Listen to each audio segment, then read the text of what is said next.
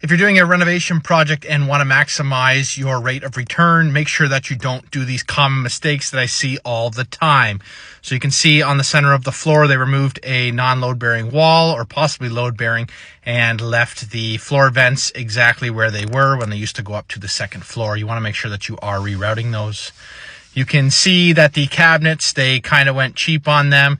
They didn't want to pay the extra to have 40-inch uppers, so now you've got that gap on top. When you have the space, pay a little extra and make sure that your cabinets go all the way up to the top. You can see beside the fridge, they didn't do any gable extensions, and the cabinet above the fridge, they didn't get an extra deep one to cover over the fridge and frame that fridge in nicely as well. That pantry cabinet to the right of the fridge could have been extended and made 24 inches deep. And then the exhaust hood, so they don't have a microwave anywhere in the kitchen. So in this case, I would have put a over-the-range microwave hood.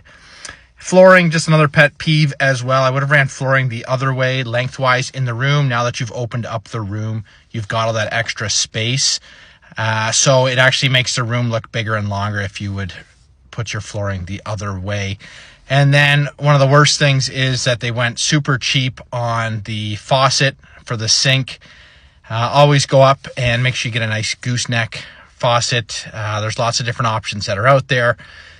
Cheaping out on these finishes just makes people wonder what you did for the rest of the project.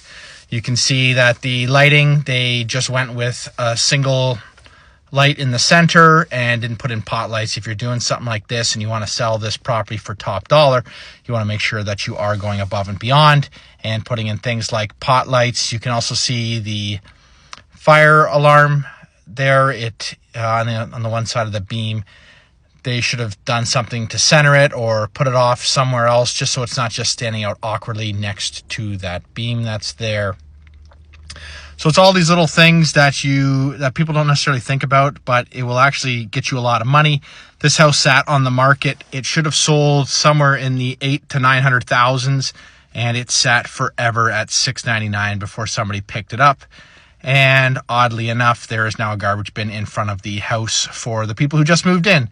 Because if they would have just spent $10,000 to $20,000 more on this kitchen and a little bit more in the basement, which was kind of half finished, so maybe $20,000, $30,000 more overall on this project, they could have made an extra $100,000 on the exit. So make sure you are looking at those comparables in the area and you're making sure that you're spending that little bit extra to make the place look that much better.